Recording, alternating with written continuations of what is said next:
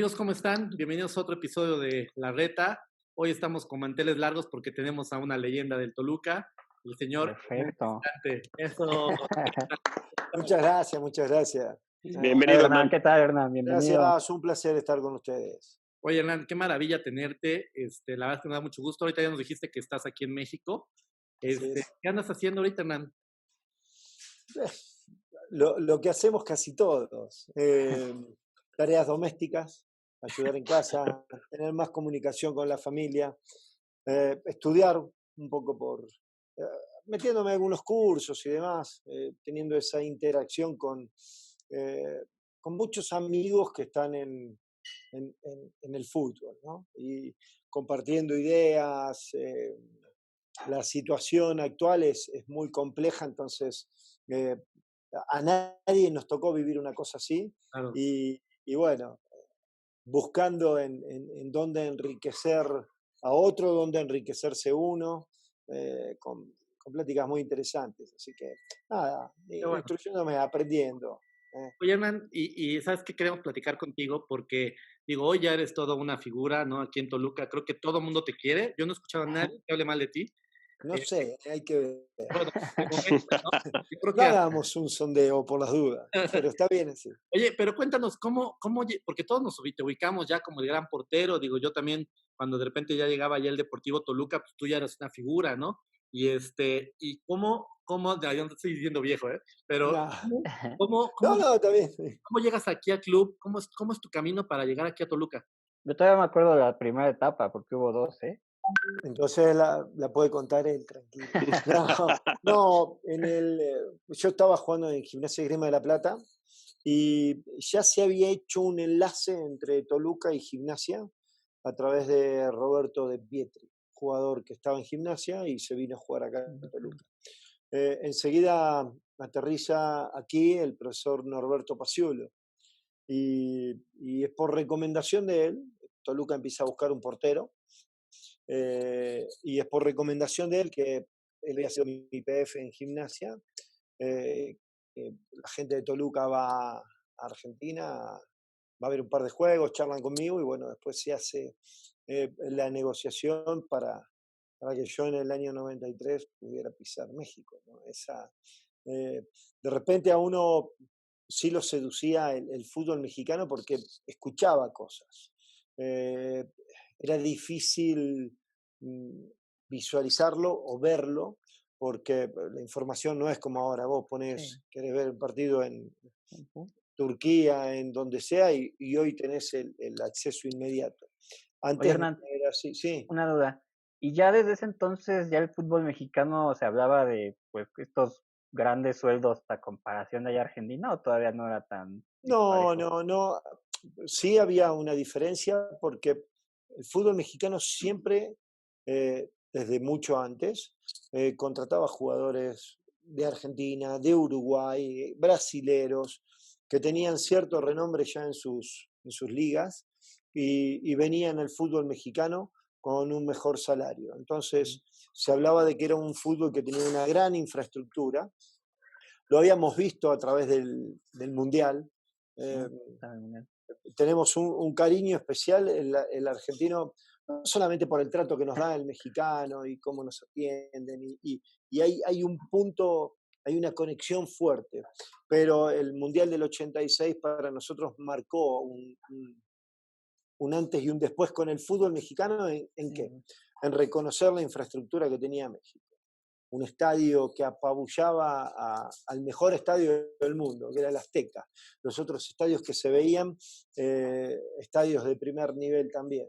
El fútbol mexicano que se enriquecía día a día, con la historia de un Hugo Sánchez y demás, ¿no? Que gente que había trascendido y estaba trascendiendo en el fútbol mexicano. Entonces, cuando yo iba a venir acá, venía un estandarte del fútbol argentino, era Blas Armando Yunta.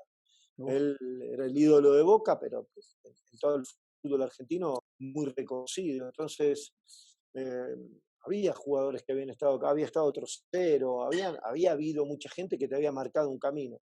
Si bien vos no veías la realidad del fútbol mexicano, sabías más o menos que se trataba de un fútbol ordenado, de un fútbol en crecimiento, de un fútbol que te podía dar la posibilidad no solamente de mejorar económicamente, sino de progresar deportivamente. Bueno, no era un fútbol que estaba estancado, era un fútbol que venía en progreso.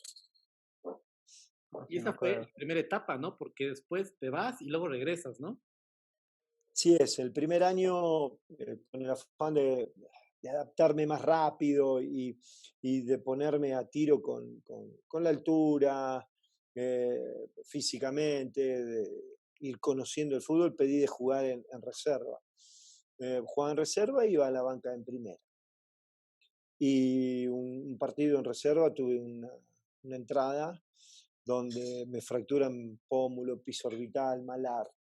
Me operan, se demora mi debut, dura hasta el año 94, que debuto en febrero. Y nada, después de eso tuve en el cuarto o quinto partido, fue contra la América acá, el día que calificamos a la liguilla, después de un tiempo que el equipo no calificaba. Choco con Que Paco nos Uribe. echó Santos, ¿no? Sí, en semifinales. Semi. Exactamente. Y nada, tuve el encontronazo con Paco Uribe. Paco Uribe se va al hospital. Yo termino el juego, pero después del juego me hacen unas radiografías, me dicen que se había comprometido de nuevo el globo ocular o el nervio óptico y no me dejaron jugar. Yo me junté con la directiva, le dije, yo quiero jugar, porque si salgo no me vuelve a poner el técnico, entonces lo había hecho bastante bien como para tener esa continuidad. A la postre no me dejaron jugar,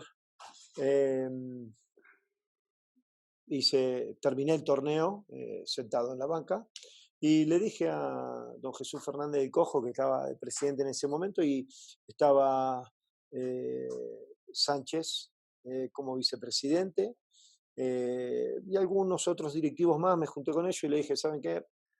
Prefiero que no me paguen, pero no quiero estar sentado en una banca cobrando dinero. Les libero la plaza a ustedes, me voy a préstamo a otro lado y cuando las cosas cambien, vuelvo. Soy propiedad del club, vemos cómo está la situación. Y me fui un año a Platense. De Platense ya volví acá. En el 95 estuve un año también. Fue un año para mí muy bueno porque ese año se empieza a crear algo. Que muchos no lo ven o no lo sienten. Pero estaba Luis Garisto, lo echan, viene el zurdo López, y el zurdo López dijo, acá hay que cambiar 15 jugadores, estábamos todos en la lista, y yo le dije, no me interesa jugar en ningún equipo de acá, que no sea Toluca. Si voy a estar en una lista transferible, me vuelvo a Argentina. Y así fue, me fui a Argentina. Tuve un año en Newell's Old Boys, un año en Huracán, porque Toluca no me vendía, siempre la carta era préstamo. Y en el 98, después de que el equipo sale campeón, me junto con Rafael Lebrija, con el profe Mesa, muchos, la mayoría de los jugadores que estaban en ese momento habían sido compañeros míos en ese 95-96 y nada, abogaron por mí y ya en el 98, después del título que obtuvieron con el profe Mesa, volví. Oye, Hernán, pero aparte, o sea, regresaste en el 98 y era un Toluca diferente, una afición inclusive diferente, porque fue un boom en Toluca ese campeonato del 98 y seguramente sentiste la atmósfera ya diferente cuando volviste, ¿no? Sí, pero mira, el tema de la afición siempre fue similar. Una afición exigente, una afición que le pedía más al equipo, con muchísimos años sin tener nada. El equipo en sí, te comento que es lo poco que se ve de lo que se fue desarrollando, porque parte de ese equipo que sale campeón en el 98, mucho tuvo que ver el zurdo López. Y pese a que él hizo el desmadre de entrada, cuando se va Luis Garisto, sí quise ser muy crudo porque hay una realidad en esto. Ese año 95-96, cuando se va Luis Garisto Evaristo se va porque el equipo empieza a tener muchos inconvenientes con la gente más grande.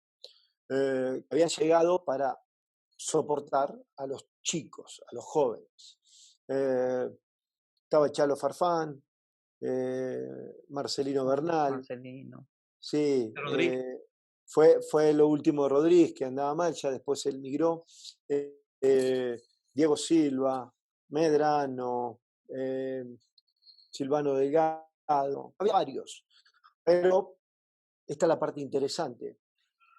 Muchos de los chicos que tuvieron que hacerse cargo, porque estos que te nombré tuvieron más tiempo lesionados o con inconvenientes y nunca se pudo apuntar al equipo. Con Luis Garisto el equipo jugaba ciertamente bien, pero no ganaba.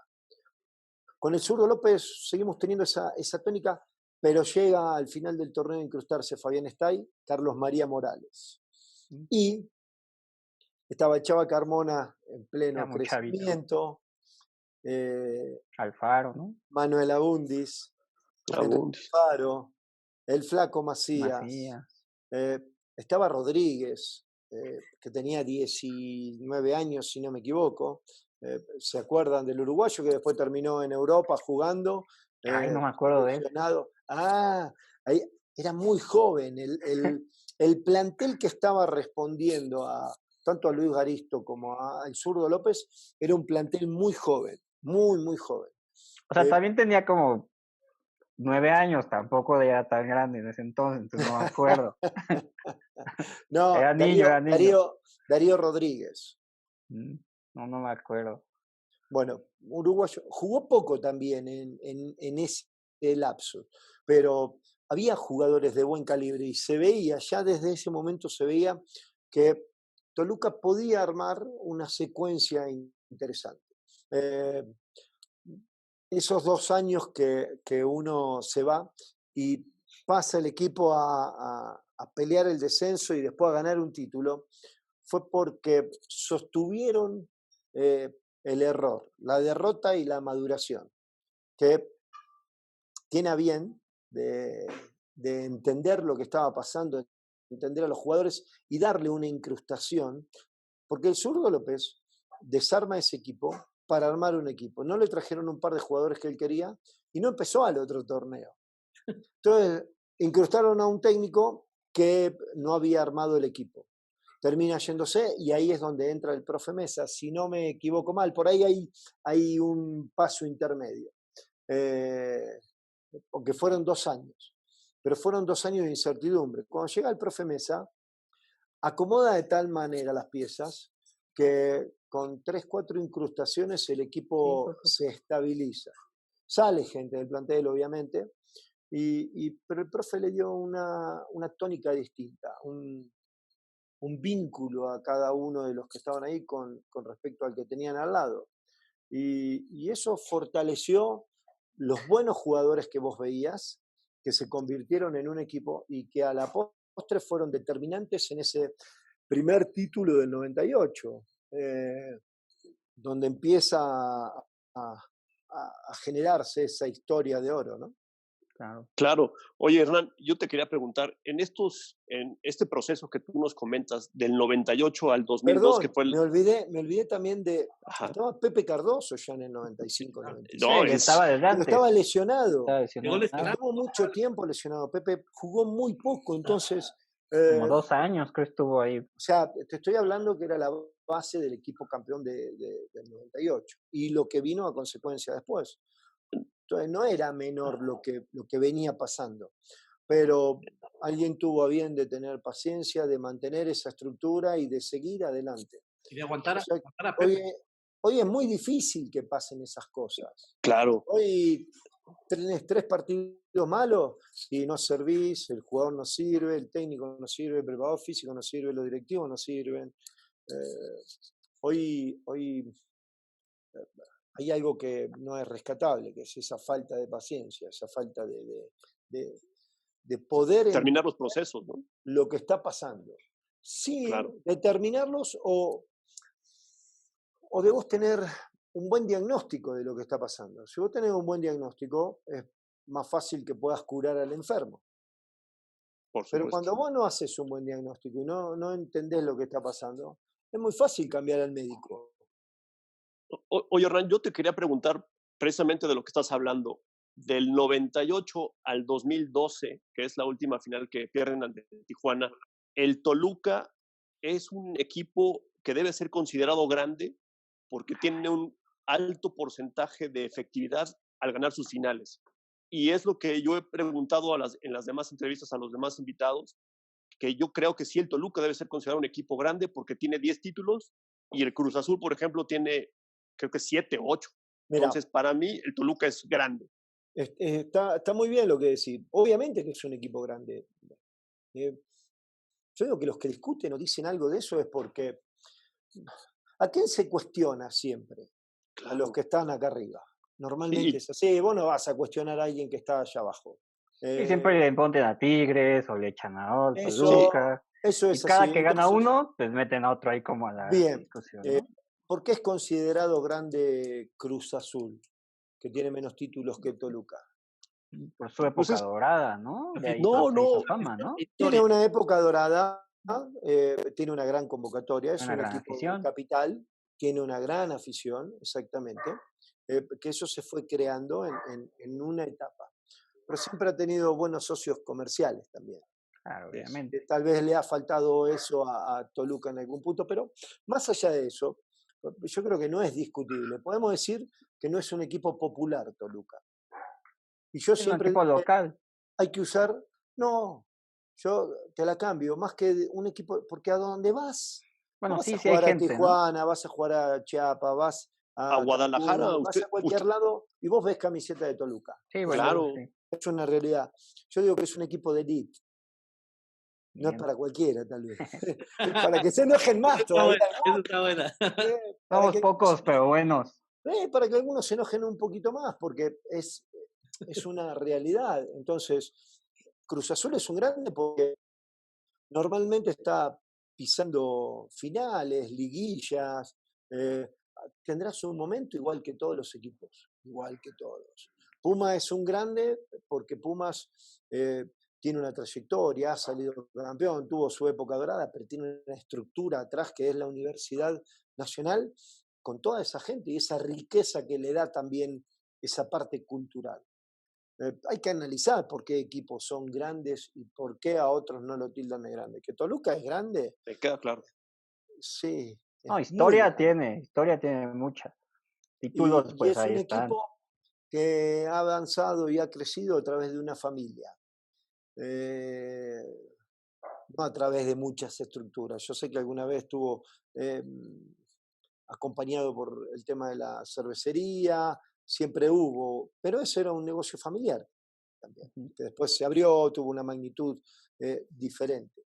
Pero me parece que la historia de Toluca es particular, es muy rica, es muy grande, y yo digo que es el Principado de México. Sigan enojándose otros.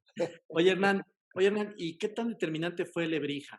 ¿Cómo era tu relación con él en particular? Bien, muy buena. Con Rafael nos llevábamos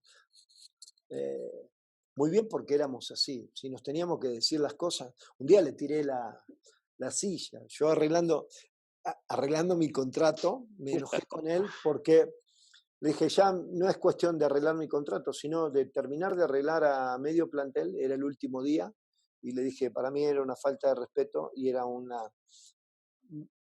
una medida de presión para él llegar al arreglo que quería con los jugadores. Era su trabajo. Pero yo no lo entendía así, porque para mí estábamos todos trabajando juntos. Y me levanté y no se la tiré la silla, aventé la silla así al escritorio y le dije, ahí nos vemos. Si le arregla usted, don Rafa, al equipo, después me arregla a mí, si hay tiempo, y si no, no se preocupe, algo haremos. Y no, Hernancito. Pero siempre Muy de éramos así, amigos, ¿no? teníamos una chispa. Eh, no, no era solamente el hecho de ser amigos, era el hecho de tener objetivos eh, en común, muy claros, un camino trazado, con roles distintos. donde él tenía que cuidar la inversión del dueño, el dinero del dueño, pero llegar al mismo objetivo que queríamos nosotros. Entonces los puntos de vista eran distintos, pero podíamos discutir abiertamente, podíamos entablar una discusión de hombres, machos, sin tener que después arrepentirnos de decir, no, yo con vos no hablo más porque con vos discutí y tenemos esta diferencia. Las diferencias eran entendidas. Cuando vos hablas con la gente, hablas de frente, hablas con la verdad, no tenés por qué tener más problemas. Podés estar de acuerdo o no. Claro. Pero la parte empática y que estábamos trabajando para lo mismo, eso estaba más que entendido. Entonces, tenía una relación espectacular. Sigo teniendo una relación espectacular, porque a veces te cruzás o te llaman, o el hijo, que era un chavito en aquella época, ¿cómo está Hernán? ¿Cómo está la familia? Siempre hay un agradecimiento. Parte de esa gratitud que uno tiene para con el Toluca es para con su gente también, ¿no? Y él... Oye, Hernán, te voy a decir un número y dime qué piensas, qué sientes, qué emoción te trae, qué recuerdos te trae. Te voy a decir el número 772 minutos. ¿Qué recuerdos te traen? Ya ves, ya. Sonrió. Sí, solitos. Espléndidos, porque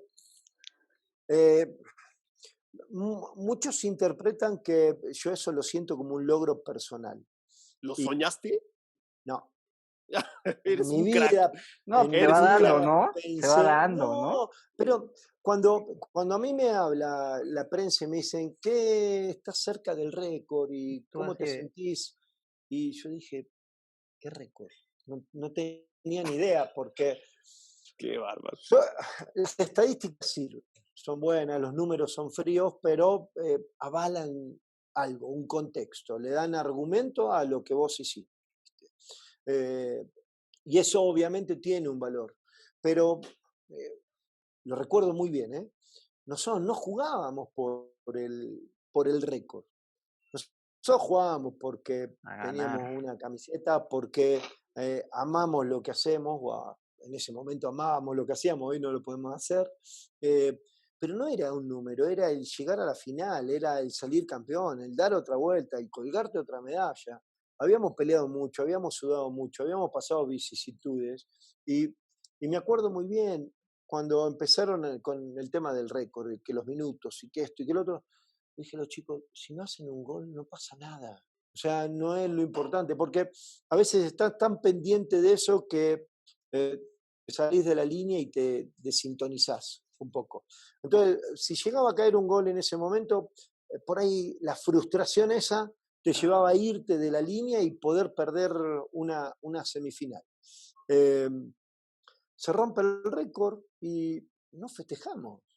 Vino Paulo, vino Edgar, nos abrazamos, nos dijimos felicidades, porque no era mi récord, era de Martín Romagnoli, de todos los que estaban ahí adentro, y de los que no también.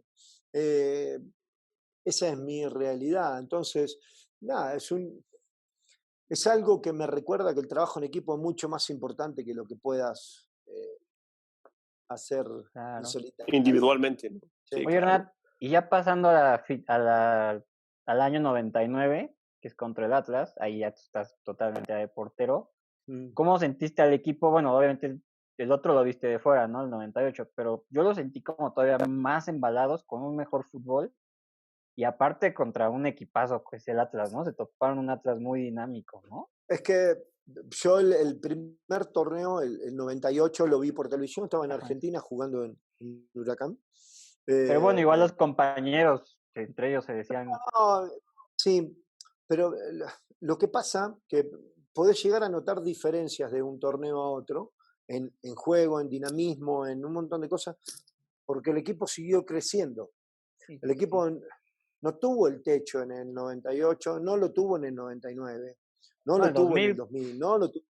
Bien, entonces el equipo siguió creciendo, siguió teniendo la pauta de hay que superarnos, hay que mejorar esto. Y yo eso lo vinculo a la gente que estaba adentro, a la mentalidad, a las formas. siempre cuento anécdotas, ¿no? De por qué ese equipo era grande. Y cuento una que para mí es muy significativa, que Pepe Cardoso y Manuel Abundis venían los dos compitiendo por el campeonato de goleo. Estaban iguales en número y Manuel Abundis con la facilidad que él tenía, que se amacaba hacia adentro y te salía hacia afuera, mataba a cualquier defensor, se puso en posición de gol y él, con toda la facilidad que tenía, podía haber roto el arco y haberse convertido en un campeón de goleo. Y Pepe cerrando por el otro lado, Manuel lo asiste, el campeón de goleo termina siendo Pepe. Pasó lo mismo con Carlos María. En una liguilla terminaron los dos con 8 goles. Y así todos ellos se buscaban. Entonces, ninguno dijo, yo quiero ser el número 1. Perdón. Y esas eran las particularidades que a nosotros nos hacían crecer. Estar muy vinculados, querer lo mejor del equipo, querer lo mejor del otro y hacer lo mejor que tenía dentro de mis posibilidades. Y eso hizo una congruencia dentro de la cancha, ¿no? Y por ende, buenos resultados. Oye, Hernán, ¿y qué hubiera pasado? O sea, si nosotros pensáramos qué tan factor determinante fue Pepe Cardoso en toda esa época gloriosa. No, hombre. O sea, ¿podría haber sido diferente la historia, tú crees? La verdad no lo sé, pero Pepe era un killer, en el área te liquidaba, el número 1 en eso. Entonces, no cambiaría la historia, no cambiaría Pepe tampoco. Esa es la realidad, porque vos tenías jugadores que estaban en ese nivel también, porque Carlos María nunca le fue mal, a Manuel Abundi nunca le fue mal, fueron jugadores que apuntalaron esa historia. Fabián Stay, crack. Después empieza a colarse Ciña cuando Fabián ya no está, Quique Alfaro, Víctor Ruiz, o sea, en la especialidad Pepe era el número 1, sin duda, sin duda. Pero si vos ves los títulos de goleo de Pepe, que fueron como 4, ¿no? Si no fueron más, no sé, vas a ver que en la tabla, abajo, tiene a Manuel Abundis o tiene a Carlos María. Entonces, hay congruencia, es lo que digo. Es una buena sinergia, fue un buen trabajo. Yo no sé si Pepe hubiera hecho tantos goles en otro equipo como los hizo acá. Yo creo que es un conjunto, ¿no? De todo. Exactamente, exactamente. Sí, pero también la mentalidad que tenía Pepe Cardoso, Hernán, no me vas a dejar mentir. Yo soy americanista igual que Poncho. Pepe Cardoso en el Azteca, mucho. Ya sé, oye, ¿no? Yo tengo problemas con mi papá porque él le va al Toluca, entonces cada vez que entraba Pepe Cardoso, oye, nos vacunaba. Y hay una jugada que me acuerdo mucho de él, Hernán, y corrígeme si me equivoco, estaban en el Azteca, Pepe estaba en la banca, entra unos minutos, nos hace un gol y nos ganan el partido hoy en el Azteca. Entonces, pero Pepe, me acuerdo que Pepe estaba lastimado y jugó 10, 15 minutos del segundo tiempo y nos vacunó, digo, y así como en varias series, ¿no? ¿Viste cuando se habla de que alguien sabe y entiende su oficio? Pepe era oficioso. Pepe entendía muy bien el oficio. Pepe sabía lo que estaba haciendo dentro de la cancha. Y los que estaban alrededor de él lo echaron, le sacaron la computadora y ahora tuvo que agarrar la otra. Y los que estaban alrededor de él también sabía lo que pasaba. Era un equipo que, que se buscaba. Entonces, vos sabías que si lo tenías a Pepe en la banca, por X circunstancias, y él entraba, había un demonio que se posicionaba de la cabecita del rival. Y eso había que usarlo. Había que usarlo. Y Pepe era muy inteligente para moverse dentro del área. Y nosotros sabíamos qué era lo que hacía. Había cosas que eran muy marcadas, que son de estudio. Marco el primer palo, me libero hacia atrás, con un toquecito que le dé al defensa, yo ya quedo solo. Y después tenía la virtud de esta gente que era muy precisa a la hora de buscarlo. Entonces, eso, la tranquilidad con la que se jugaba. la velocidad con la que se jugaba, porque decimos que el fútbol de antes era más lento que el de ahora. Yo digo que tengo mis dudas. Es diferente Oye, el nivel de intensidad. Claro, oye. Hoy todo es más alborotado, es mucho más loco, sí, todo muy dinámico, pero menos pensado. Antes era difícil porque había que pensar un poquito más el juego. Entonces, pero bueno, nada, no estoy para comparar el fútbol de antes con el fútbol de ahora. Pero ese vínculo, ese sentarse en la mesa a cenar o a desayunar y estar hablando de, ¿sabes qué? Mirá, mañana te marca fulano de tal. Fíjate que él tiene esta tendencia, o él te agarra siempre, te marca de atrás, me voy hacia adelante. Esa comunicación que va más allá de una comunicación, que es lo que hoy tratamos de buscar. Porque hoy todos decimos, no, hay que mejorar la comunicación, hablemos. Bueno, estamos hablando y esto es comunicación. No. La comunicación para un equipo tiene que ser a través de un vínculo. Ese es un vínculo laboral, pero hay que llevarlo un poquito más allá. Y esa es una tarea que nosotros hacíamos muy bien, muy bien. Desde la pretemporada hasta la ejecución en un partido, nosotros esa la manejábamos así. Oye, Hernán, ¿cómo sentiste o cómo viste desde la portería el gol que hace Pepe Cardoso en la Bombonera, saliendo de la media cancha, de atrás de la media cancha, y nos hace un gol como el Barcelona, puro tiki-taka, y fue un espectáculo ese gol? Lo que pasa es que el partido ya estaba para nosotros casi concluido, ¿no? Porque la expulsión del jugador de América, íbamos ganando cómodamente. América estaba muy desesperado por querer acortar esa diferencia y son los momentos de tener una oportunidad, pero lo que tenía de diferente ese equipo es que no bajaba la intensidad. Y para muestra un botón. Los que recuperan la pelota en el costado izquierdo de mi área fue Hassan Viades y Vicente Sánchez. O sea, Vicente terminó robándola, pero los dos se orientan, los dos se frenan, los dos tapan la posible salida de él y se recupera la pelota. Y un equipo que está tan enfocado, por ahí hubiera recuperado la pelota y no hubiera salido a buscar el gol. Hubiera esperado, le hubiera dado la vuelta, hubiera hecho el tiki-taka. El gol queda marcado como uno de los mejores goles por la velocidad en que se ejecuta la jugada. La desesperación de América se ve en la primera barrida.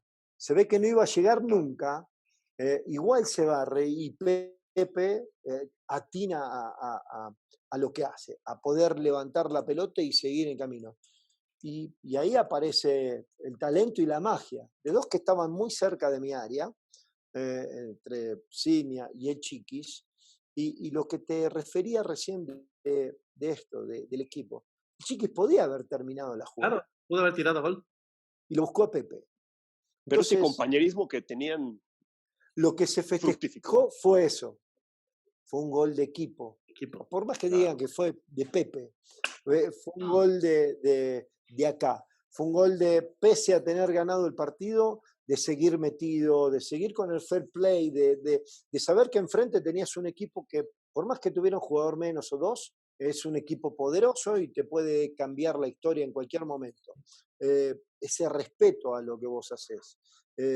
Cuando se festejó ese gol, se festejó como si hubiera sido el gol de una final, porque la cabeza nuestra era así. Esa idea de ganar, de hacer, de crear, de lastimar al rival, claro, siempre estaba presente. Entonces, yo me acuerdo muy bien, cuando se recupera la pelota y empiezo a sacar al equipo, todavía estaba Paulo y le grité, andá a festejar, le dije. Y Pablo se da vuelta en el festejo y nada, hicieron el colofón y eso, y me miraba y se reía, y lo ves en el festejo que me hace así con el dedito, porque era algo que se palpaba, era algo que era vívido, algo que se respiraba. Oye, pero luego viene el 7-2. Sí. Yo vi un Hernán Cristante desesperado, muy enojado, ¿Qué sentiste ese día? Porque de las pocas veces que se te veía muy frustrado, ¿no? Porque, porque así se dio el juego. Desde el primer gol, yo me doy la cabeza contra el poste, Sí. no se nota bien. El Chichón es así 2 semanas. ¿Viste cuando todo te sale mal? Es lo mismo que le pasó al América contra nosotros, exactamente lo mismo. Eh, Te desesperás, querés cambiar la realidad y no podés. Martín Romagnoli, el único gol que hizo fue ese día en contra. Entonces, estás tapando algo y la pelota te pasa justo por arriba del pie. Que si la tocas, cambia la trayectoria, cambia la... nada nos salía, nada. Y la desesperación nuestra era... Es más, los 2 goles que hicimos nosotros, creo que fueron más error del América que una virtud nuestra. El partido podía haber terminado 10-2. No, se veía todo como todos abiertos, no era de conjunto. No sé qué eso nos se pasó. veía. No, vos sabés que después hablando con los chicos, con Martín, con todos los que estuvimos involucrados, sobre todo en los errores, porque éramos un equipo de ser muy autocrítico y hablarnos sin enojarnos. Y hablando de eso, todos ese día, 7 de los 11 que estábamos en la cancha, todos se sentían mal de esos 7. No sabemos qué fue lo que pasó. Era como que o nos intoxicamos con la comida, pero nunca tuvimos excusa. Nunca dijimos, no, estábamos descompuestos, andábamos con diarrea, teníamos el tobillo así, un dedo roto. Porque así hemos jugado también. Yo lo he visto a Fabián, está ahí, infiltrarse un músculo para poder jugar. Yo he jugado con una fractura infiltrándome, incluso en los dedos del pie, pero no había un acto de heroísmo en eso, sino era una continuidad de nuestra personalidad. Y ese día no dijimos nada, pero sí fue algo que sorprendió. Algo nos pasó, algo no estuvo bien, algo no hizo clic con nuestra conexión de la cabeza a las piernas, pero enseguida quedó atrás. Tuvimos un partido importante seguido, creo que fue Pachuca, que era muy difícil también, y terminamos ganándolo. El equipo hizo clic, clic, clic, y otra vez se fue arriba. Cambio de switch. Entonces, por eso te digo, éramos muy autocríticos, no nos moríamos en la tragedia, la pasábamos de largo. Oye, Hernán, una pregunta obligada con el cariño que te tenemos a ti como argentino y los países que somos. ¿Cómo vives un México-Argentina, una Argentina-México? Porque en los mundiales nos han cepillado 2 veces, Hernán. ¿Cómo lo vives? O sea, ¿te gustaría vernos en un quinto partido? ¿Cómo lo vives? Sí, por supuesto. No, porque uno es parte de... Tengo 2 hijos que son mexicanos, una hija y un hijo que son mexicanos. Perfecto. Mujer mexicana. Nada, no. Hoy, en algún momento me juntaba con los chicos mexicanos, al principio. No me fue bien. No me fue bien porque entra el tema de la burla y la mirada. Y yo no soy un fanático, no me muero si pierde Argentina o gana. Me gusta ver fútbol, buen fútbol. Y opté por, cada vez que pasa una situación así, verlo solo.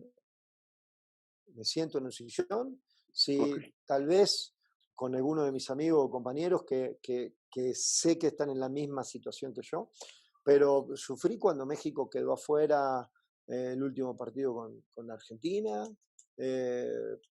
cuando dirigía el loco La Volpe, que México había jugado muy bien contra Argentina y Argentina encuentra en una virtud particular la diferencia en el partido. Me dolió, no me gustó. Entonces hoy no puedo, un partido así lo miro solo y pase lo que pase, continúo. No me pongo ni la de Argentina ni la de México. Me encantó la respuesta. No. Hablábamos de ese partido donde de Argentina, que estaba ahí la Volpe. Tú tuviste muchísimos entrenadores de calidad. ¿Quién fue el entrenador que te dejó más, Hernán, en tu carrera? No, todos. Mirá, tocaste el tema de Ricardo. Ricardo es un tipo muy hábil para la cuestión táctica y poder plantearte algo en el juego que le dé dinámica, que rompa un esquema y que puedas vos modificar un punto de realidad ¿no? a contracorriente. En eso Ricardo es muy hábil.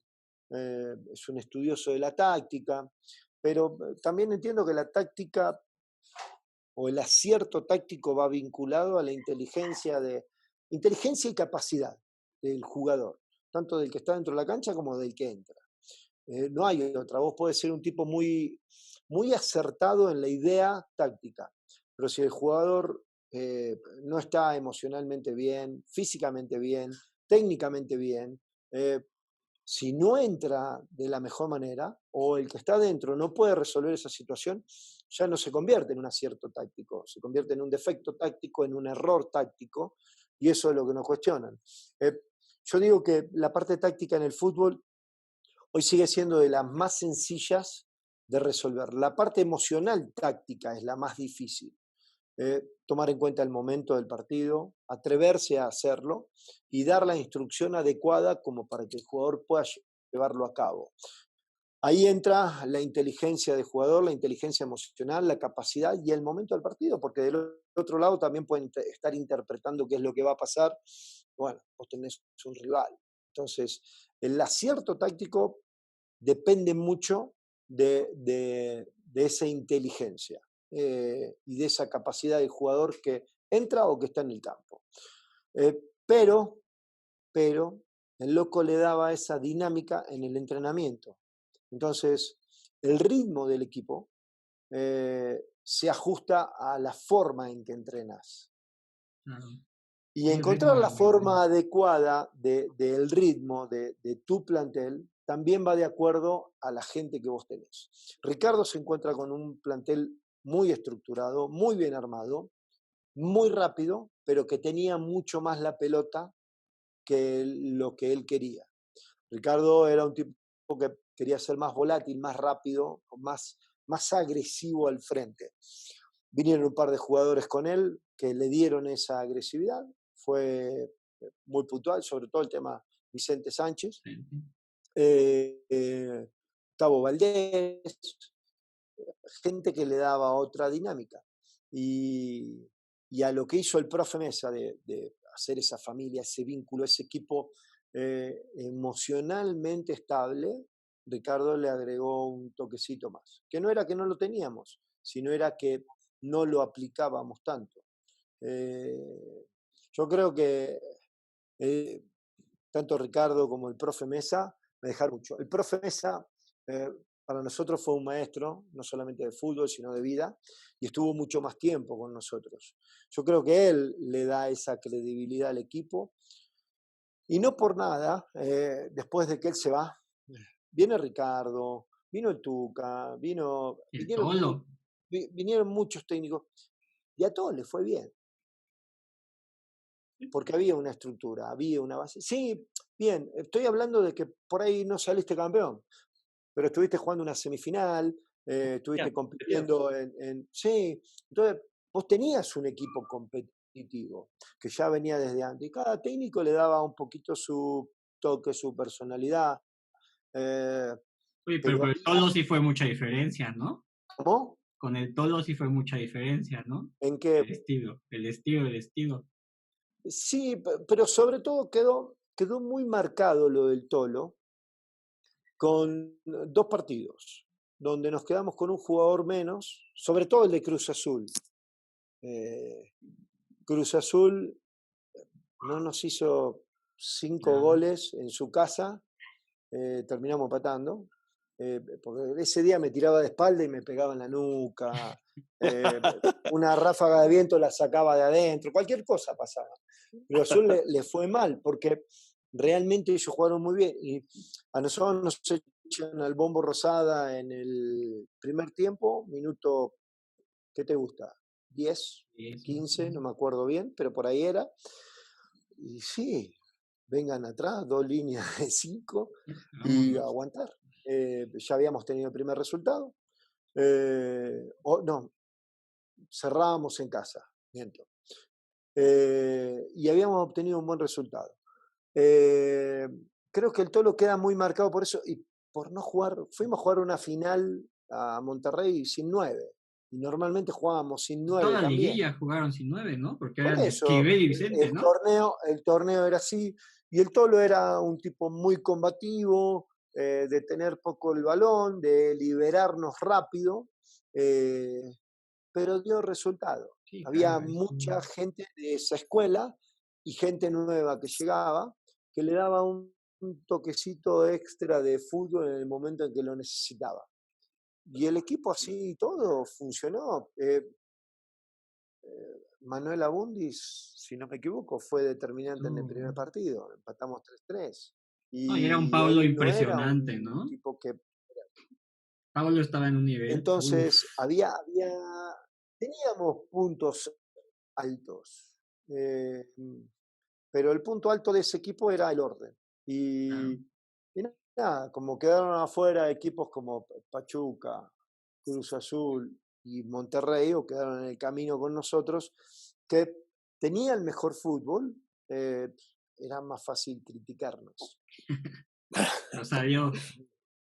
Sí, si hubiera estado niño y hubiéramos jugado igual, porque es la misma concepción, la verdad, sin los elementos que tenía Mourinho, hubiera estado perfecto, porque viste que acá se buscan los puntos esos, ¿no? Entonces, sí, porque el fútbol es así y a nosotros nos ha pasado en las historias recientes, tanto de Pepe Cardoso como del profe o como mía como técnico, también hemos perdido con equipos que de repente tuvieron una apuesta menos ofensiva y te dejaron afuera. Y así es esto. El fútbol es así, tiene estas cosas. Entonces, a veces quedás tildado por algunas cosas, pero esto es como lo del penal a Villaluz. Ahí es lo que te iba a decir. Entonces, a ver, Cruz Azul perdió porque tendrían que haberle cobrado penal a Villaluz y a la postre terminar el partido con el penal. Primero no hubieran sabido si lo pateaban afuera o lo atajaban. Imposible saber. O tú lo parabas, sí, claro. No se sabe. Pero también nosotros podemos darle vuelta a esa historia. Yo te muestro 2 penales que hay antes. Yo le estoy diciendo lo mismo a Pase la Mancilla. jugada, pero nadie habla de eso. Entonces, Exactamente, es lo que yo les digo. Pero hoy por eso, repito, Toluca sigue siendo un equipo VIP. Le moleste a quien le moleste. No importa. O sea, solo porque esa jugada es la famosa, la critican. Claro, pero está la de Mancilla. Y Torrado pegó como 28 veces y lo dejaban jugando. Pero así es. Si hubiera pasado al revés, yo creo que nadie hubiera dicho nada. Entonces, pero son momentos que marcan, son momentos que te dicen una realidad. Claro, a todo lo pasado busco la excusa, busco de dónde colgarme para festejar. Ahorita que hablaste estabas mencionando algunas finales, ¿cuál fue la final que más sufriste? O sea, de las que, no hablemos de las que perdimos porque, o sea, en el sentido, bueno, perdieron en el sentido de, por ejemplo, la de Morelia, sé que te molestaste mucho por el tema de la luz, ¿no? En los penales, pero hablando de las que se ganaron, ¿cuál es la que más sufriste y disfrutaste por lo mismo? Yo creo que la de Cruz Azul. La de Cruz Azul fue terrible. Y la de Santos, que no estuve, que estaba afuera, porque afuera se sufre. Sí, más. Me acuerdo que llegamos a tiempo de extra, Cruz Azul, y nos juntábamos ese team back y le dije, no podemos ir a penales. El partido se gana acá en los 30 minutos. Y, viste, nos mirábamos todo y vos veías a los 2 equipos, estaban exhaustos los pibes, exhaustos. Nadie podía levantar una pata ya. Y eso se notaba. Y no quería ir a penales. No era algo que estaba esperando con agrado. No era por no sentirse preparado, sino porque habíamos jugado tan bien el partido anterior. Habíamos anulado también los circuitos importantes de Cruz Azul, y había sido una ejecución tan limpia, que yo también entiendo que Cruz Azul tuvo mucha presión en el partido local y en el partido contra nosotros, el de vuelta, se liberó de esa presión con el 2-0. Y cuando vos tenés todo perdido, podés funcionar un poco mejor.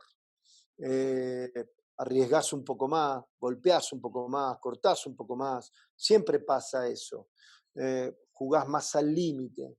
Y eso sucedió en la final de vuelta. Entonces, cuando pasa eso, te frustrás más rápido y llegás a los penales con una inseguridad terrible. No es como lo de Atlas. Esa final de Atlas fue diferente. La misma final de Morelia también fue diferente. Llegás un poco más entero. Pero la frustración iba a ser muy dura en penales. Pero el equipo tuvo una buena mentalidad y se resolvió bien. Oye, Hernán, y hablando esto de los penales, tú que en las finales has sido pues atajador ahí de los penales, ¿los tenías estudiados o fue así como que ya en el momento va a tirar para acá? No. ¿O tienes alguna cábala, Hernán? También es otra pregunta, igual que la de que te hizo Eri, ¿tienes alguna cábala, no? No. ¿Los guantes cábala, o el mismo suéter? No, cábalas no. Tenía cuando empecé en el fútbol, porque es un medio muy cabalístico. Pero no, cábalas no. Entrás en una rutina a veces, de movimientos, de cosas que te dan seguridad. Y las podés tomar como cábalas si querés, pero calentar de la misma manera, buscar ser competente con lo que, con tus capacidades y con lo que te enfoca y te concentra más rápido. Entonces, nada, yo digo que es más rutinario que cabalístico o cabalero. Y los penales normalmente tratás de ver, tenés una tendencia. Vos sabés que X puede patear, no sé, Jesús tiene la tendencia sobre la derecha. Entonces, bueno, trataré de mostrarle que voy a la izquierda para que me patee a la derecha e ir a la derecha.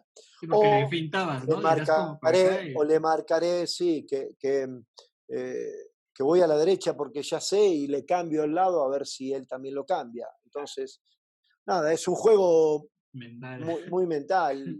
Y pongo como ejemplo el penal anterior al que atajo, donde culmina la final, el que patea al Almazán, pega en el travesaño, bota, le pega en la espalda a Shabruk y se mete. Yo ahí dije, se acabó, la final ya es nuestra. ¿Por qué? Porque paso todavía por atrás de Johar y le dije mala suerte. Pero no le dije mala suerte solamente por la situación esa, sino porque iba a perder la final. Ya la perdieron. ¿Por qué? Porque venía un pibe joven a patear un penal, con mucho talento y demás, pero después de todo el esfuerzo de lo que había pasado, no sé a qué temperatura estábamos, pero adentro de la cancha hacía 70 grados, te derretía, todo era, nada, te atoraba la cabeza. Y un chico con el talento de Vela, vos sabés que si no tuviera el penal definitorio puede cambiarla, puede amagarte o algo. Yo sabía que, más cuando vino a poner la pelota, lo miré con mucha seguridad y sabía que iba a ir cruzado. O sea, esa pelota para él pesaba 1 tonelada. Le iba a tener que pegar fuerte, ¿no? Era un tabique. Sí, porque aparte le dio medio con la interna no tan fuerte, entonces... No. Esa es una percepción. Si vos le prestás atención, se escucha cuando la pelota pega en mi mano. En el video del penal, en el video de la final, se escucha, porque no patea suave él, y patea ciertamente bien esquinado, iba bien, pero no tan abajo, que fue altura, cuando me da a mí.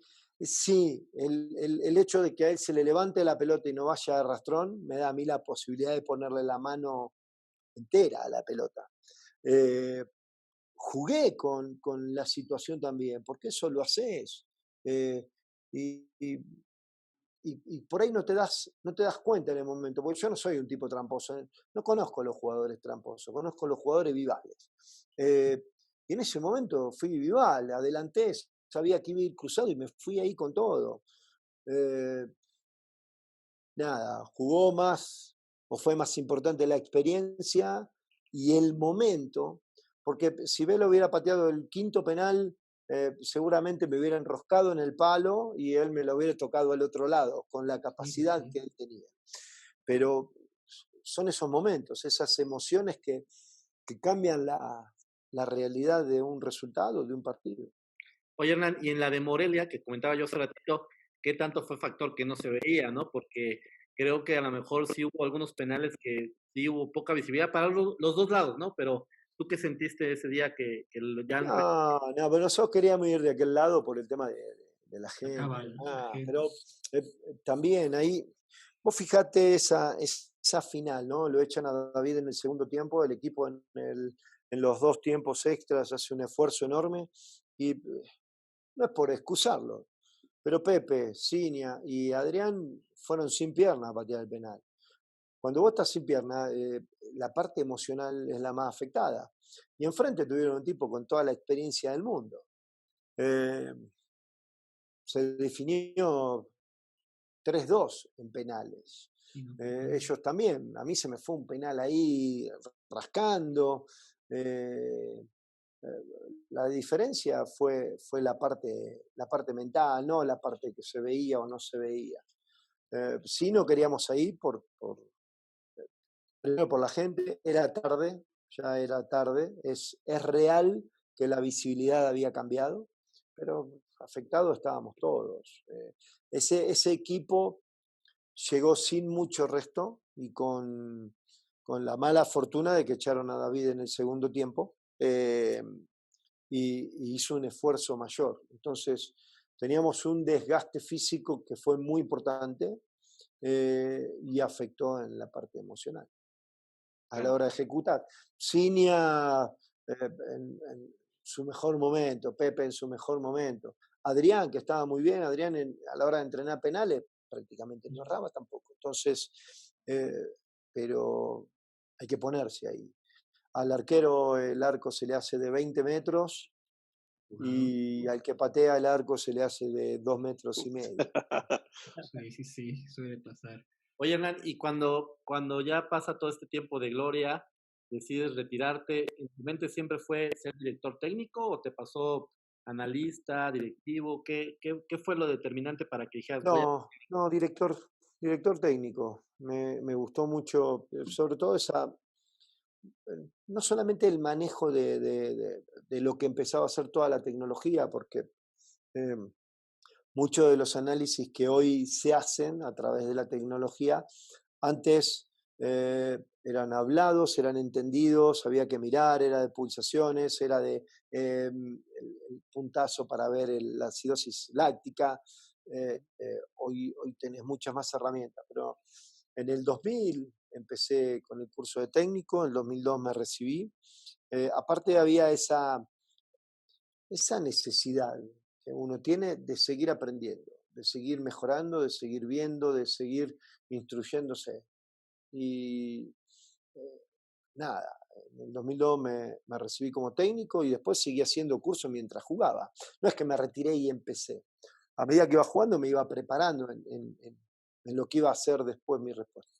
También hice cursos de gestión deportiva y demás, pero el pantalón largo me parece que para después, la cancha me gusta el tema de la corrección, el diálogo, me gusta el plantear situaciones, el aspecto humano de cómo, no manejar un grupo, pero sino de cómo entablar empatías, cómo empatar voluntades, cómo manejar esa parte voluble del jugador, de figuras, de gente que son personajes, pero también son humanos.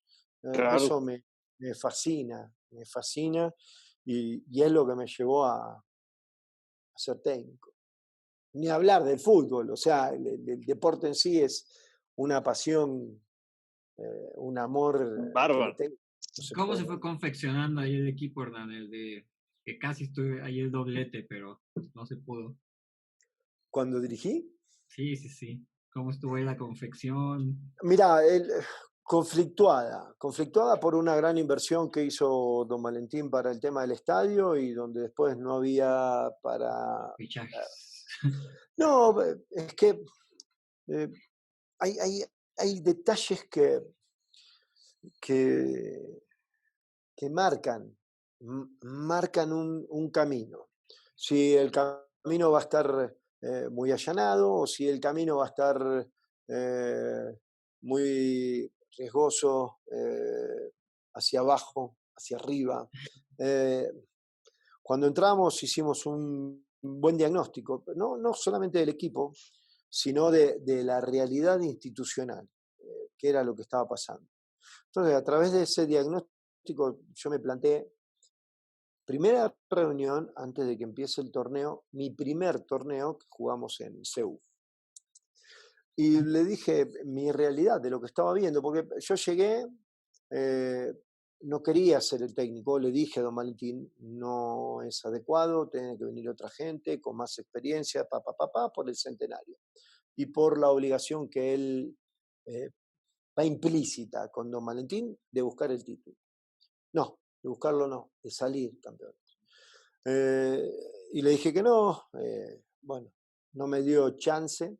Obviamente estaba muy contento yo por la confianza que me tenían, pero sí me sentía acorralado, como que todavía no tenía esa experiencia para manejar un equipo de primera de esta magnitud. Entonces se hizo un diagnóstico, me planté con la directiva, don Valentín, mi cuerpo técnico.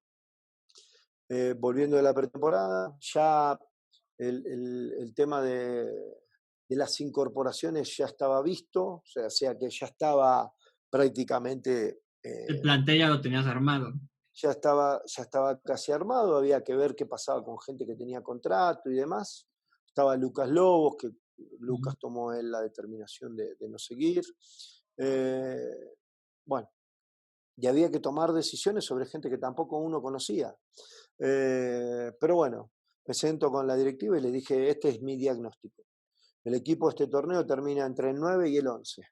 Entonces todos dijeron, no, ¿cómo? Sí, vamos por el campeonato. Le digo, bueno, estas son las realidades del plantel, Le digo, si este torneo tenemos suerte, porque en el fútbol entra esa parte donde si hubiéramos empatado el último partido nos metíamos en la liguilla, un punto más. Nos metíamos. Y perdimos de una forma increíble. Tuvimos 12 situaciones de gol, no sé si se acuerdan, contra Tijuana. 12 situaciones de gol. Tijuana tuvo un contragolpe y nos vacunó. Entonces, vos decís dónde está el error. Pero bueno, no importa. Esto se había leído. Un punto más, 2 puntos más, nos metemos entre el 6 y el 8. Metamos en liguilla. Pero no sé si eso pase. Entonces, si quieren traer un técnico que les diga que van a salir campeones, yo doy un paso al costado. Me dijeron que no había problema, que bueno, que trabajara el torneo. Les dije ese mismo día, con 2 o 3, 4 como mucho incrustaciones para el equipo se cuela a la liguilla hasta 2 partidos antes, porque se veía lo mismo que pasó en el 98, algo similar. Vos veías que podías trabajar sobre una estructura y mejorarla.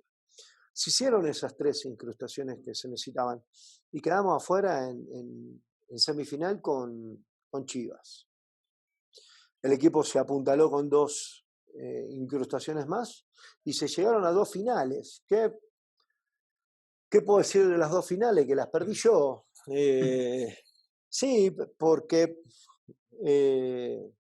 por más que se haya jugado bien, que se hayan tenido muchas situaciones de gol, contra Santos de los 2 partidos, de los 180 minutos, nosotros tuvimos 130 minutos posesión de balón, jugadas a favor, mejor criterio, pero Santos hizo lo puntual y le salió bien.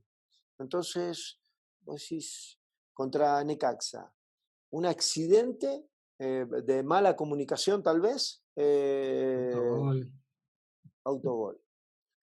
Pero ¿sabes qué pasa? Es fútbol. Entonces uno puede echar culpas o puede tirarte un argumento muy válido y decir, la razón fue esta. Y me vas a decir, sí, tenés razón. El único argumento que vale acá es que en algún punto me equivoqué para no poder cambiar la historia y haber obtenido el título que se estaba buscando. Sí, fue un golpe duro, muy complejo.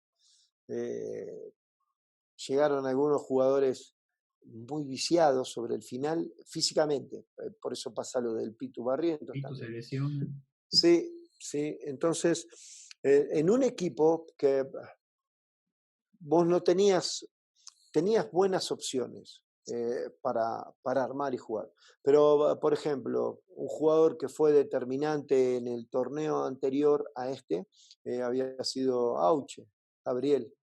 Y se rompe los cruzados. Y él llega a esta liguilla con poco fútbol, con bien fortalecido, pero no entrado en fútbol. Entonces, porque llegó justo y entró en la final y pues ya era muy complicado, y ¿no? empecé, sí, y por ahí, qué sé yo, uno tiene que pensar a veces en acelerar ciertos procesos para estar más completo. Que no es culpa de Auche.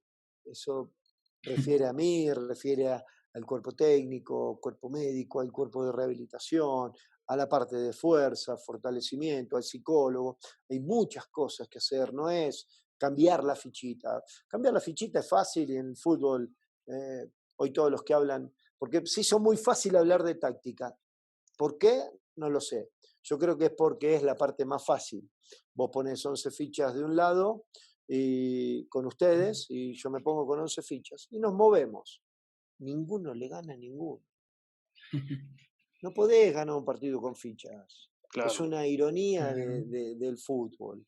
Porque ahí no entran momentos, no entra el ahogo, no entra la preparación, no entra la concentración, no entran las emociones, no entra... Son fichas. Entonces, pero hoy nos volvimos todos expertos de la táctica. Como diciendo, yo sé mucho de esto. Pero bueno, son esas cosas que uno aprende a tratar de cambiar. Y después de eso viene el otro torneo donde también siempre el tema de se me va gente importante y viene gente que a la postre se te es fue importante. toda la ofensiva, ¿no? Pero sí, entonces ahí es donde empezamos el programa. ¿Dónde está la estructura? ¿Dónde está ese diagnóstico? Ese diagnóstico lo teníamos muy bien, pero ya la comunicación con la directiva no fue la misma. Y no estoy hablando en particular de Jaime León y Francisco Zunada, que con ellos tenía muy buena comunicación. La comunicación en que hay que hacer esto. Vos tenés jugadores que hicieron un gran esfuerzo y jugaron casi todos los partidos. Terminaron jugando lesionados, sufriendo, rotos. Para empezar una pretemporada, mermados. Apuntalame a esos jugadores. Apuntalame a un Barrientos. Apuntalame a un Sambuesa. Apuntalame gente que es importante para seguir haciendo importante el equipo. Pero no, se desbarató, cada vez fue a menos. Al torneo siguiente se entra a liguilla, quedamos afuera, cosas también inusitadas del fútbol, cosas que no se entienden. Y después vino la debacle.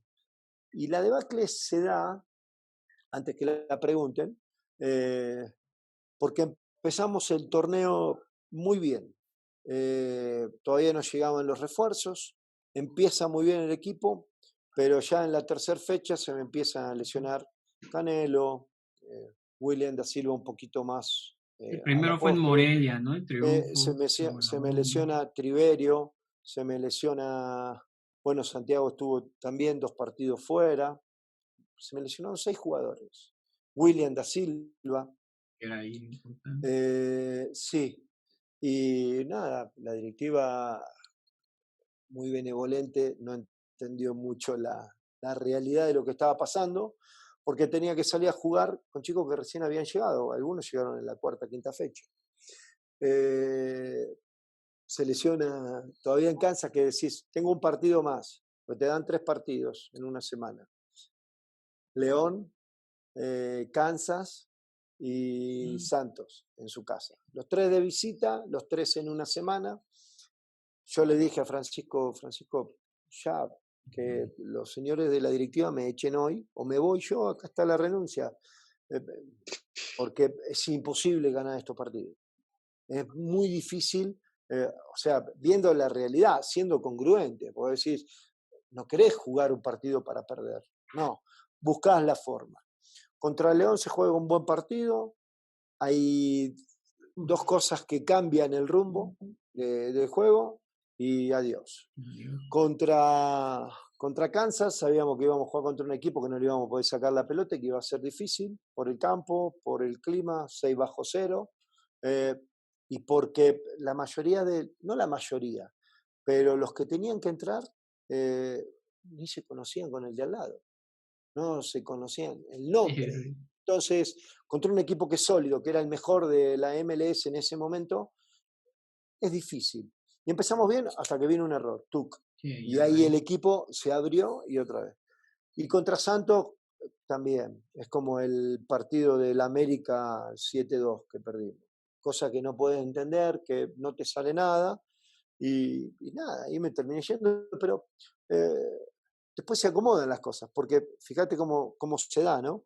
Vuelve Canelo, vuelve William, vuelven los que se habían lesionado y se encuentra el rumbo. Estuvo a un punto el loco la Volpe de calificar. No fue un mal torneo, no estaba mal el planteo, el plantel. Lo que pasa que en el armado, Ricardo necesitaba otra dinámica a la que traía el equipo. Claro. Entonces, Ricardo tiene un estilo y una forma de jugar. Al otro torneo quiso aplicar y no le salió. ¿Por qué? Porque no eran los jugadores que había pedido Ricardo a lo que él quiere, a su entendimiento. Porque todos tenemos alguna particularidad. Yo trato de hacer que el jugador suba este 5% y que suba otro 5%. Si el jugador puede subir ese 5%, está levantando su rendimiento habitual. Y pasó con muchos de los jugadores que estuvieron acá. Leo López, Salinas, Osvaldo González, el mismo Pitu, Luis Quiñones, que eran jugadores que ya no estaban jugando, que no tenían esa competencia. Te los nombro porque Luis Quiñones venía de 3 equipos, tenía complicaciones. Pitu ya estaba sentado en San Lorenzo. Osvaldo González no jugaba en Chile. En el último año había jugado creo que 3 partidos, había estado lesionado. Salinas era suplente en Atlas. Y aquí llegó y muy bien. Y sí, López, Leo, estaba en segunda. Oye, y en el caso de Leo, ¿por qué ya cuando regresa ya no pudo hacer lo mismo? Porque estaba en una situación emocional diferente. Entonces, porque a veces, mira, el chico estuvo acá muy bien, no lo pudimos retener, se fue y ya no volvió a jugar tampoco. Entró un par de partidos y ya después lo sentaron. Se casó, tuvo una hija en ese lapso y nada, su mundo importante pasó a ser la señora y la hija. Entonces había que madurarlo, tenerlo, tratarlo, porque tampoco había jugado. No había pasado lo que había pasado el torneo anterior. Sí, jugó todos los minutos. No, y el torneo anterior para nosotros era muy complicado porque sabías que lo tenías 60 minutos. Después no tenías el reemplazo ideal o idóneo o parecido a él, tenías que modificar algo. Por su estilo, por su forma, por lo agresivo que él podía ser con la pelota, ya no lo empatabas. Tratabas de buscarlo en alguno de los chicos, en Kevin, pero muy chicos, había mucha diferencia. Y nada, era William también, difícil, porque vos sabías que a los 60 minutos o antes tenías que sí, porque ya no le daba, ya no se volvía competitivo él. Entonces, pero son cosas muy ricas, muy, muy agradables porque los chicos fueron extraordinarios, todos. Entrenaban de primera, conversábamos mucho, tenían una una idea y una concepción de lo que estaban jugando en la cancha. Por eso el equipo alcanzó los primeros lugares en porcentaje, estuvo en primer lugar mucho tiempo, entramos a casi todas las liguillas. El equipo se volvió competitivo, los chicos sentían eso. Por ahí las capacidades mías no ayudaron a que el equipo fuera un poco más arriba. Oye, Hernán, pero por ejemplo, ahorita que lo vemos ya, si le das analizando y todo lo que nos comentas de la lectura del plantel, ¿no? De cómo estabas llevando tú el equipo, y vemos el Toluca de hoy, después de ti, el Toluca ha sido un desastre, ¿no? O sea, el Toluca totalmente hoy en la liga, tristemente para los aficionados del Toluca, hoy se cancela la liga, acaba en lugar 15º, el tiempo te está dando la razón, ¿no? Le hace falta algo a este Toluca otra vez de ese análisis de plantel, de ir llevando un proceso, ¿no? Es que también ese análisis cabe de parte de los directivos para la elección del técnico, porque hoy es fácil culpar al técnico, el Chepo, o al Loco, o a mí, pero no se entiende el momento, no hay un buen diagnóstico, y llevan un técnico para que le resuelva algo sin tener en cuenta cuál es la fortaleza de ese técnico. Entonces, yo quiero armar mi equipo y tengo un presupuesto y lo puedo traer al Loco Lavolpe, le digo al Loco, sí, a ver, tráeme tu gente. No sé si él eligió a Rigonato o a los que trajeron, no lo sé, o fueron opciones que fueron quedando, algo parecido a lo que me pasó a mí. Por ahí no podías traer a un jugador que vos querías. Bueno, y acomodabas con otras cosas y eso también sirve, pero entra la dinámica, la cabeza y la forma. El Loco Lavolpe, lo mejor que le puede pasar a él es que él pueda diseñar un equipo, o que él tenga un equipo ya diseñado rápido, que no juegue tanto al fútbol, pero que sea rápido. Entonces el Loco le puede dar su toque. Cuando el equipo no es tan rápido y tiene que generar 6 toques, 7 toques para poder plantarse en el último cuarto del campo de juego, como lo hacían estos chicos, como lo hacíamos nosotros, ya es más difícil, porque tu dinámica de fútbol, tu percepción, tus formas son distintas. Y las mías eran de una forma, las del Loco eran de otra, y las del Chepo son de otra. Entonces, hoy también es difícil para el Chepo, porque el Chepo tiene otra dinámica, tiene otro fútbol, tiene otra congruencia con lo que él busca y tiene. Y ese es un problema de análisis, es un problema de tener un buen diagnóstico. Yo sé que tengo este diagnóstico en este paciente o en esta materia prima. ¿Cómo hago que esta materia prima vaya hacia arriba? Bueno, claro, también se vale buscar el punto en el cuerpo técnico o en el técnico con su cuerpo técnico. Y me parece que en Toluca se apresuraron. Y nada, yo soy un agradecido. Y también, si lo pensás por otro lado, fueron congruentes, porque llevaron a un técnico que hizo, a los dos que llevaron, hicieron historia. Yo estuve de técnico ahí, no por lo que había mostrado en Tepic, porque me imagino que ni lo vieron. Haya sido bueno, malo, regular, no importa, pero no lo vieron. Pero estaba ahí por lo que había hecho como jugador de fútbol. Entonces soy un agradecido por eso. Y un bendecido. Ricardo Lavolpe vuelve a Toluca por lo que hizo en Toluca. Y el Chepo vuelve a Toluca por lo que hizo. Y es una estructura que también es agradecida. Estoy hablando de Don Valentín, su gente. Te están dando una oportunidad. Por eso dirigió de nuevo el profe Mesa. El profe tuvo 3 ciclos en Toluca. Sí. Por eso dirigió Pepe Cardoso también. Entonces, eso también hay que valorarlo. Pero en la parte de profesionalización, de buscar el idóneo, tal vez este plantel sea idóneo para el profe Mesa, no lo sé.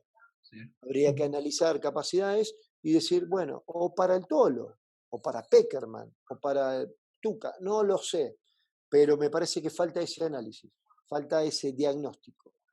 Claro. Oye, Hernán, y como ¿tú te sientes volviendo a dirigir en primera división en el corto plazo? Porque, y te lo pregunto abiertamente, con la confianza que te tengo, se dice mucho que estás vetado, ¿no? Por acá, por los equipos y eso. ¿Eso es verdad o cómo está tu situación? Me ha costado tener algún tipo de relación, pero el otro día dije algo y no sé si se interpretó mal o fue muy cortito lo que se pasó. me ha costado a mí. He tenido alguna reunión y eso, pero hay normalidades en cualquier lado. Y acá hay técnicos que tienen más opción de poder dirigir un equipo por relaciones, por conocimiento, porque han jugado lo mismo que me pasó a mí en Toluca. Y nada, se han manejado cositas que de repente te alejan, ¿no? Pero bueno, no estoy desesperado, no me gustaría dirigir, por supuesto, pero también uno abre el abanico de posibilidades. Opciones.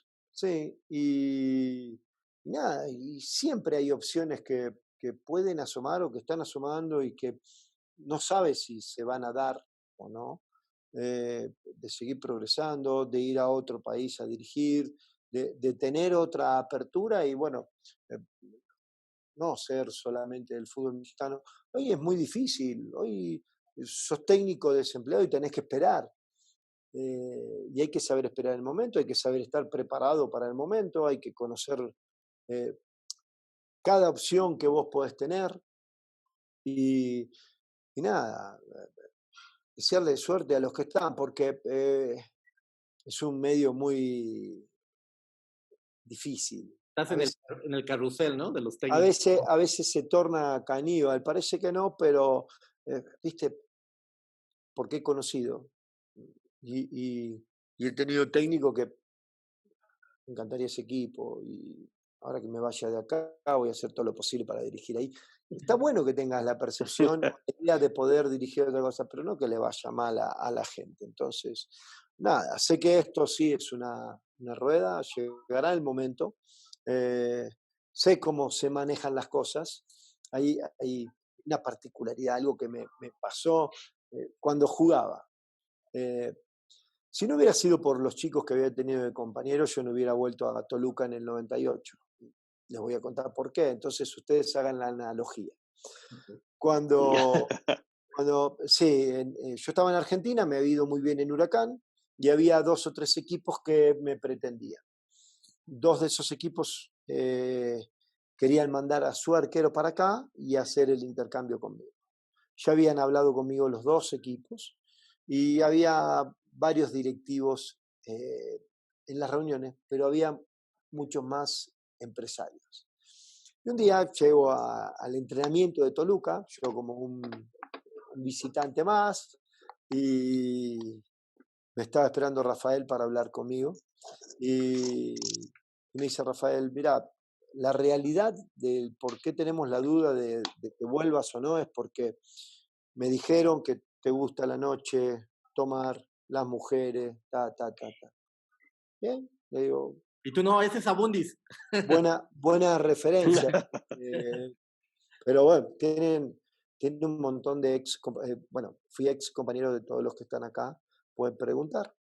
A los 2 días, el discurso cambió. A ver, Hernán, ¿eres gay?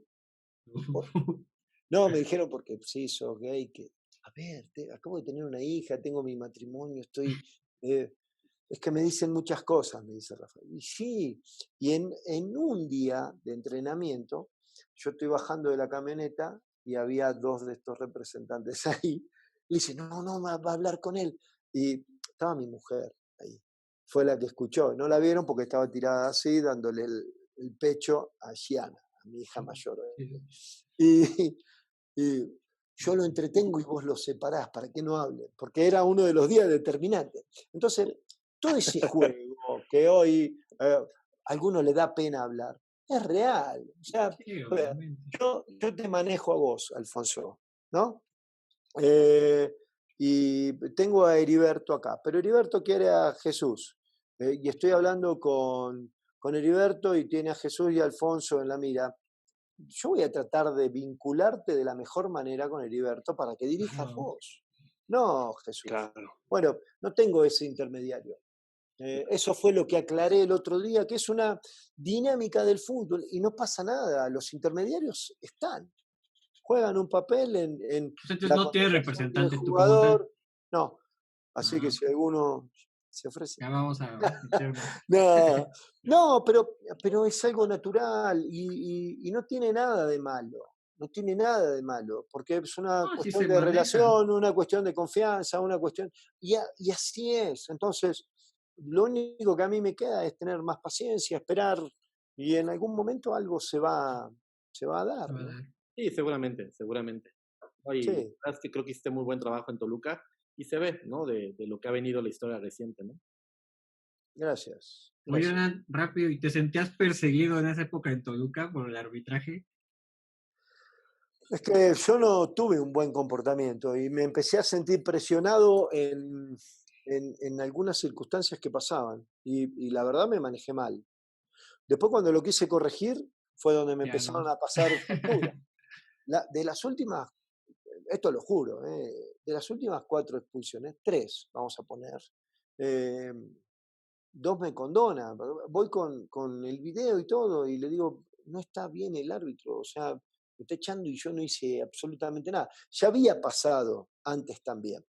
Eh, pero bueno, pero eso fue responsabilidad mía. La última vez que me echan, yo al árbitro le digo, fue a la pelota, me acuerdo perfecto hasta la jugada. La apunté a Gigliotti sobre la banda, cobran falta. Había estado el planchazo contra Pardo anterior, que el VAR no lo vio.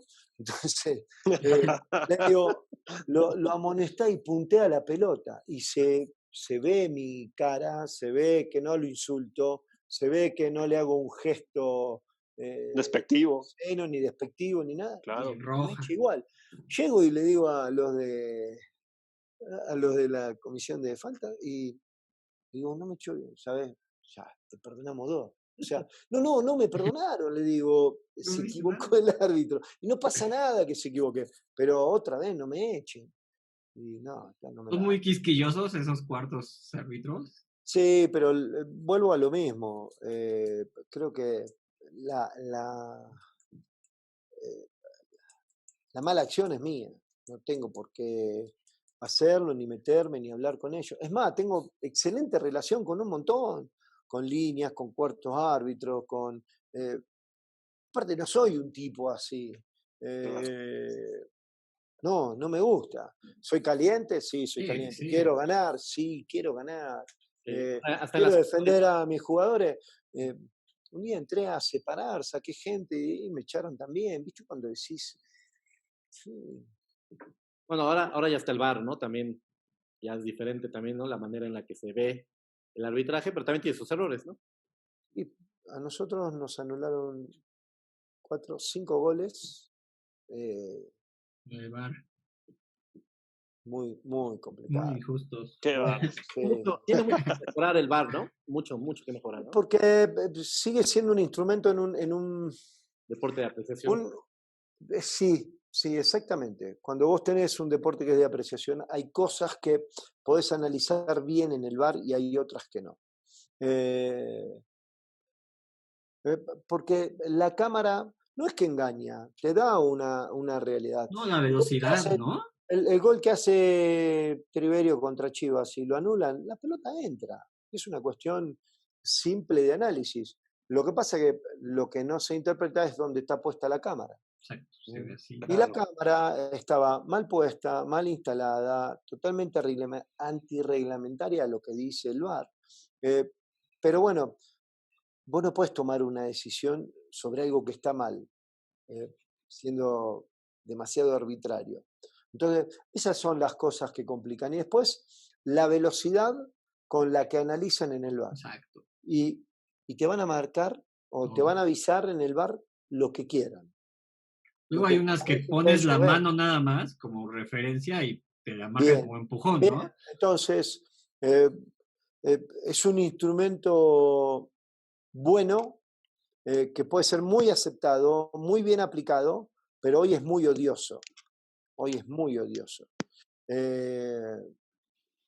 Pero así es. Si se hubiera aplicado bien, por ahí nosotros hubiéramos tenido otra suerte también. O por ahí no.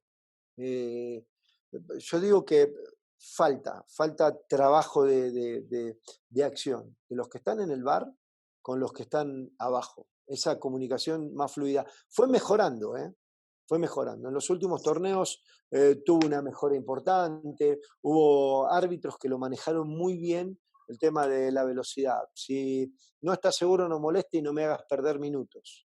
Eso se veía en la cancha. Y el árbitro le dio mucha agilidad. Eso está bueno porque se va aprendiendo y va mejorando. Entonces, nada, es un buen instrumento, pero creo que hay que darle mayor velocidad y certeza a lo que se quiere cobrar o a lo que se tiene que cobrar. Me fui de viaje, estuve mirando en vivo mucho fútbol en Italia, en Francia, en España, y la velocidad del VAR es distinta. Es más, te diría que hubo partidos que ni te percatás que hay VAR. Así de rápido. No lo notás. Entonces, eso es un instrumento que está bien utilizado. Y le falta aquí a México. Oye, Hernán, ya estamos llegando a la parte final. Para cerrar, a mí me gusta preguntarte, digo, al principio hablamos de esta situación que nos ha cambiado la vida, a todos como personas, pero también se viene un cambio fuerte para el mundo del fútbol como pasión, como deporte, como negocio, ¿no? ¿Cuál es tu visión de lo que va a ser el fútbol ahora en adelante tras esto? Mirá, sí hay una alta complejidad.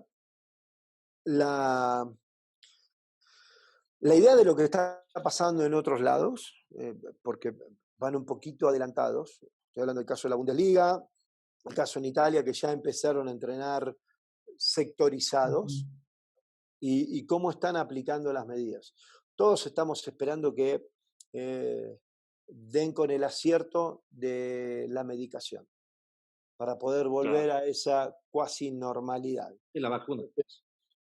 La vacuna o tener la certeza, porque ha cambiado el esquema de cómo atender a un paciente. Lo digo porque mi señora es doctora y estoy muy empapado de la realidad que hoy se vive. De cómo se atiende el problema, de lo que está sucediendo y de lo que va a dejar de suceder. Volver a la cancha hoy en día muy difícil. Hablo de la pasión, del hincha, de la gente, del que va, del espectador. La dinámica del juego hoy está cambiando por una simple razón. Y acá va a pasar. En los 8 partidos de Bundesliga que hubo 6 lesionados, casi 7. Porque el jugador está acostumbrado a una dinámica de entrenamiento y de competencia habitual que no la tuvo en los últimos 2 meses, o un poco más. Y eso genera algo diferente, no solamente a nivel emocional, sino a nivel fisiológico. Entonces el jugador está propenso a otras cosas. Hay que mejorar la línea de los entrenamientos, la forma, hay que volverse más básico por una cuestión de tiempos, de no poder estar todos juntos. Yo creo que el fútbol en algún momento va a tener esa normalidad, pero va a tardar. No es normal lo que estamos viviendo. Es una situación totalmente atípica, es nueva para todos, es cuasi dramática para mucha gente y sí va a afectar la economía del fútbol como afecta la economía normal de la sociedad. Va a haber más desvinculaciones, se va a ver un fútbol, me parece, más soft, más suave, más... sí. Pero bueno, hay que esperar. Adivino, no soy. Estoy tratando de ser congruente con lo que he visto, con lo que hablo. Hoy estoy muy en contacto con amigos que están en Europa y están empezando con esto. Y nada, de los parámetros que están tomando, de las evaluaciones que hacen, distinto a lo que podemos hacer tal vez nosotros acá. No es porque no lo tengamos, sino porque somos latinos y el latino es más desprendido, es más relajado, es más pasional. ¿No? ¿Para qué voy a hacer pruebas todas las semanas si no tiene sentido? No pasa nada. No, sí. A ver, yo a los únicos que veo son a mis vecinos, pero no sé si los vecinos salen o no salen. Entonces, nada, esa congruencia va a tardar en que las cosas vuelvan a una normalidad si es que vuelven. Que creemos que sí, pero no va a ser en el corto plazo. Fue buena decisión de la liga haber cancelado Yo creo que sí, y Sí. estoy a favor, porque de repente escucho muchos o me escriben amigos, a ver, ¿cuántos contagiados conoces? ¿Cuántos muertos conoces? Y trato de no responder eso, porque mi señora tiene muchos contagiados, amigos y gente que está en el frente y trabajando y son enfermeros y tratamos de asistirlo con lo poquito que se puede, de colaborar. Entonces veo una realidad, no es que no la veo.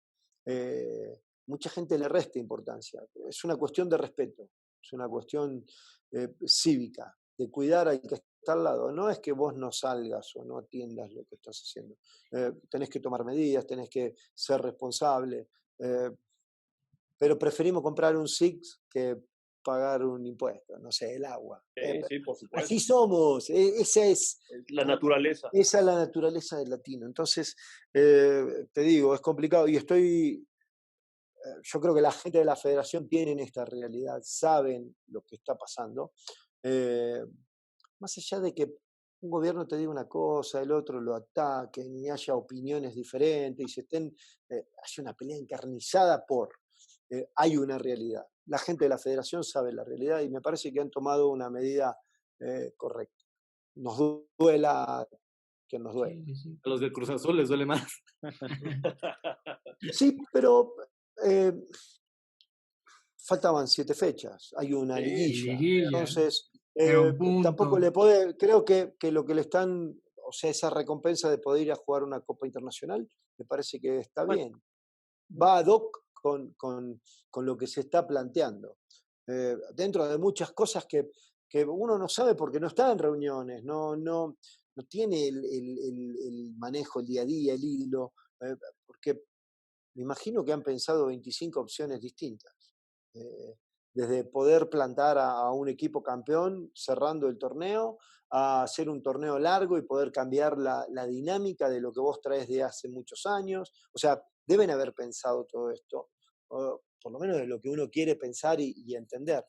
De los jugadores que se van a quedar sin equipo, de los equipos que no están teniendo hoy la solvencia a través de televisión, entradas, hoy hay que proteger porque tenemos un fútbol muy rico y me parece que lo que están haciendo es una medida de protección importante. Hoy creo que es muy acertado el tema de suspender el torneo y buscar la forma de empezar el torneo que viene de la mejor manera. Y la mejor manera puede llegar a ser hasta sin gente, pero le vas a dar un poquito más de dinámica, un poquito más de tiempo a los clubes para que trabajen en forma, para que puedan poner en esa puesta a punto a sus jugadores.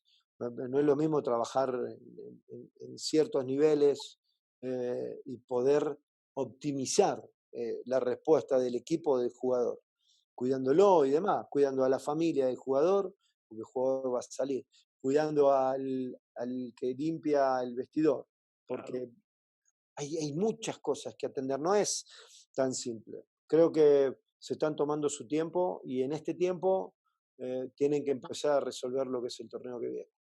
Muy bien. Hernán, muchísimas gracias por haber estado con nosotros. Eres un campeón. Plática enriquecedora. Un lujo para mí, gracias. Muchas gracias, Hernán. Podríamos, yo creo que podríamos seguir. Faltó mucho. Pero espero que otro día puedas estar con nosotros. Como ves, es un programa nuevo y estamos tratando de transmitir y hablar de fútbol, ¿no? Personas normales hablando de fútbol, ¿no? Está bien, ahí cuando gusten, saben que esto Eres me apasiona, grande, que lo vamos. No, soy grande. Eres un gran granito ser humano. Gracias. Qué bárbaro. Gracias, Hernán. A toda la gente que nos está viendo, muchísimas gracias. No olviden suscribirse al canal y seguirnos en redes sociales.